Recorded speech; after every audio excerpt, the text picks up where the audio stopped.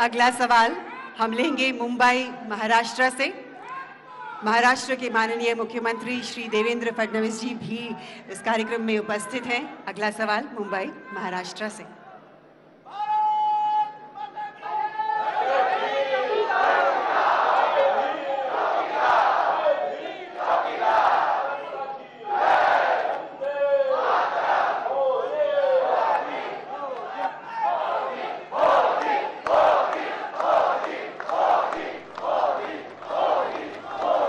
हाँ, सवाल पूछिए भैया।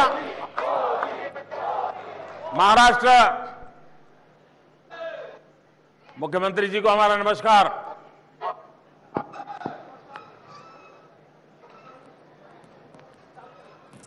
नमस्ते। नमस्ते प्रधानमंत्री जी।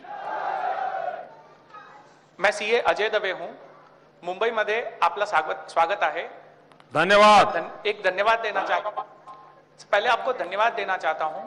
आपने जो उद्योग और अर्थतंत्र व्यवस्था के लिए जो कानून और व्यवस्था में जो बदलाव लाए हो, GST, demonetisation, income disclosure scheme से लेके बैंक्रप्सी कोड, सबसे आज भारतीय उद्योग को एक नियमबद्ध तरीके से प्रगति करने की सुविधा हो गई है और पूरे देश के चार्टर्ड अकाउंटेंट्स को भी इस कानूनी व्यवस्था में बदलाव लाने से जो क्लैरिटी आई है उद्योगों को, आज सारे चार्टर्ड अकाउंटेंट्स को एक चौकीदार के रूप में सेवा करने में सुविधा भी मिल गई है।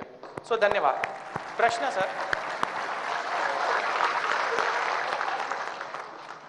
हमारा प्रश्न ये है सर, बालाकोट में जो आपने करके दिखाया वो गजब हो गया और सबका सीना गर्व से फूल गया है।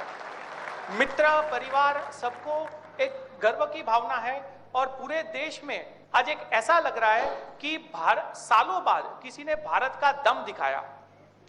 सर, मेरा प्रश्न है, थोड़ा व्यक्तिगत होगा आप एक तरीके से। सर, दो चीज बताइए। पहला, आपको यह फैसला लेने में ताकत, प्रेरणा कहां से मिली?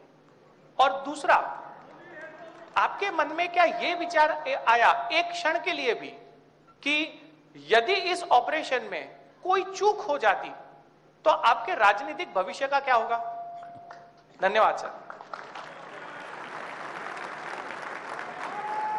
दवे जी, एक तो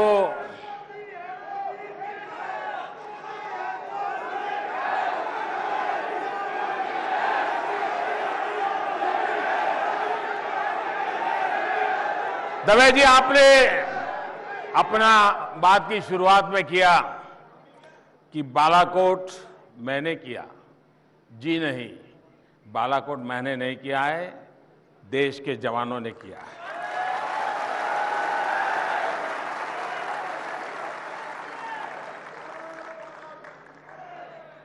हमारे सुरक्षा बलों ने किया है और ये सबसे पहले हम सब की तरफ से उनको सैल्यूट।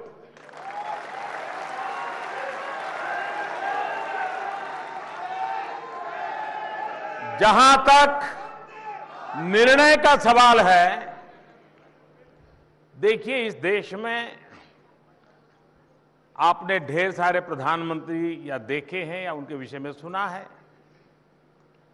और कई लोग उस समय भी, जब 2014 का चुनाव था, प्रधानमंत्री की कतार में खड़े थे। आज लाइन थोड़ी लंबी हो गई है।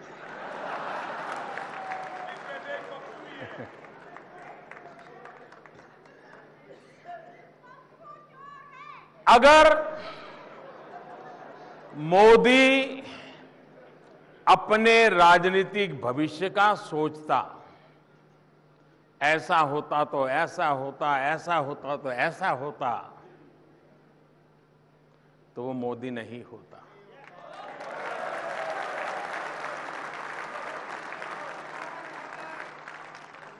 अगर यही राजनीतिक पैंतरेबाजी से देश चलाना होता, नफा नुकसान का हिसाब करके देश चलाना होता, अपने राजनीतिक हित, अपनी राजनीतिक भलाई, उसी को लेकर के अगर निर्णय करने होते तो मोदी की इस देश में प्रधानमंत्री बनने की कोई जरूरत नहीं थी।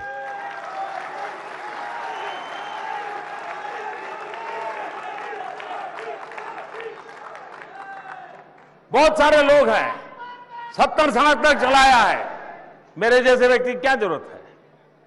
और इसलिए मेरे लिए देश सबसे ऊपर होता है। 125 करोड़ देशवासी मेरे लिए सबसे ऊपर होते हैं। और मेरा है क्या?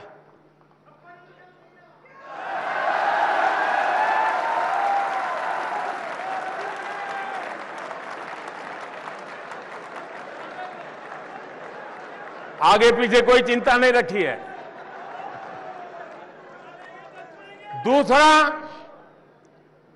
मुझ जैसे राष्ट्रीय राजनीति में अनजान व्यक्ति को 30 साल के बाद देश की जनता ने पूर्ण बहुमत दिया है। हमारे राजनीतिक दलों को भी पता नहीं है, ये दुर्भाग्य है। पूर्ण बहुमत वाली सरकार ये अपने आप में देश के लिए बहुत महत्वपूर्ण होती है, बहुत बड़ी ताकत होती है। आज दुनिया में भी हिंदुस्तान की बात सुनाई देती है, उसका कारण मोदी है। उससे ज्यादा ये पूर्ण बहुमत की सरकार है। दुनिया का कोई नेता जब मुझसे हाथ मिलाता है या गले लगता है, गले पड़ता नहीं है,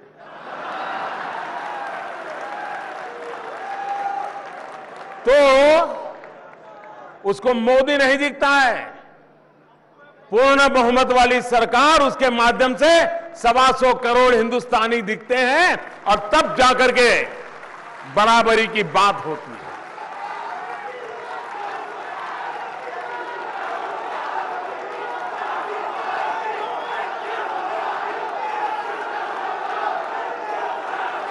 तीसरी बात, ये निर्णय मैं इसलिए कर पाया, मुझे मेरी सेना पर भरोसा है।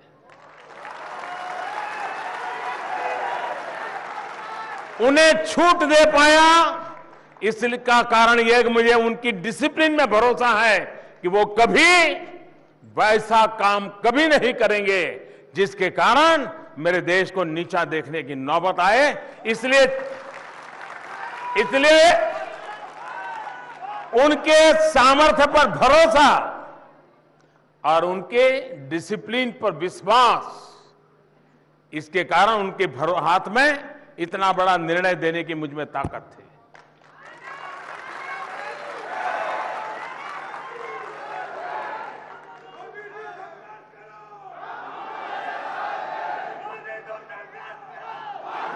अब इसके पीछे मेरी विचार प्रक्रिया क्या है? हो सकता है शायद दवे यही जानना चाहते हो। देखिए, ये आतंकवाद से हम 40 साल से पीड़ित हैं। कौन ये पाप करता है सारी दुनिया को पता है।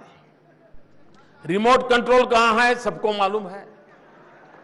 आतंकवादियों के आका कहां बैठे हैं सबको मालूम है। और वे आए मारे चले जाए। मुंबई में आए, अनेक लोगों को मार के चले जाए, उरी में आए। अब मुझे बताइए, हमारे सेना के जवान रोज लड़ रहे हैं, थोड़ा देर पता चले इस कोने में है तो पहुंच जाते हैं, और सुबह टीवी चालू करो तो पता चल रहा है हाँ वहां चल रही है गोलियां। वो हिम्मत के साथ कर रहे हैं।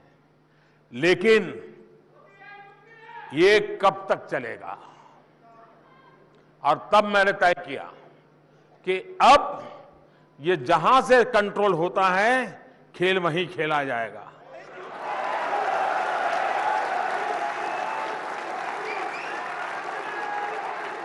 अब मैदान उन्हीं का होगा,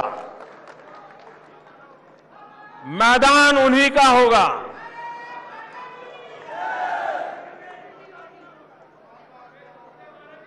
और आतंकवाद, और मुझे सबसे बड़ी बात, कभी कभी ये हमारे देश के भी कुछ बड़े बुद्धिमान लोग जो चर्चा करते हैं, मुझे बड़ी शर्मिंदगी होती है कि उनको हो क्या गया है।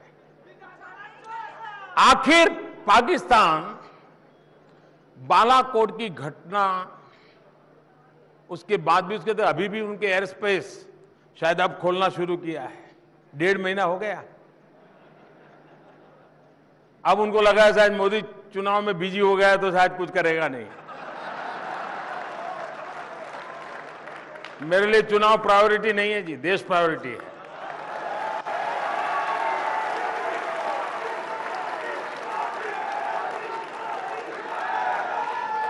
देखिए, पाकिस्तान की बड़ी मुसीबत है, पाकिस्तान की बड़ी मुसीबत है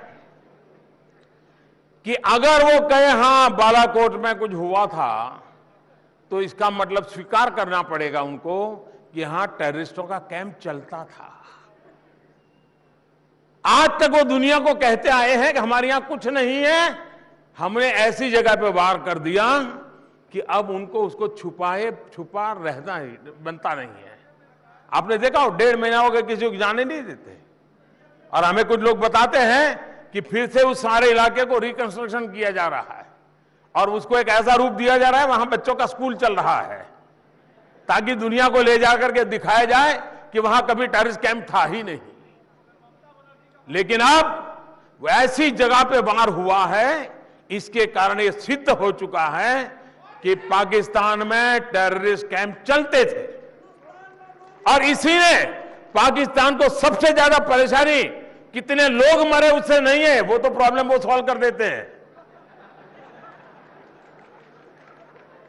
उनके परेशानी इस बात की है कि इससे थप्पा पक्का लग रहा है कि टेररिस्टों का कैंप यहां चलता था। और दुर्भाग्य है कि हमारे देश के मोदी को गाली देने में जो उत्साही लोग हैं, वो वहां पाकिस्तान की अपने बयानों से मदद कर रहे हैं।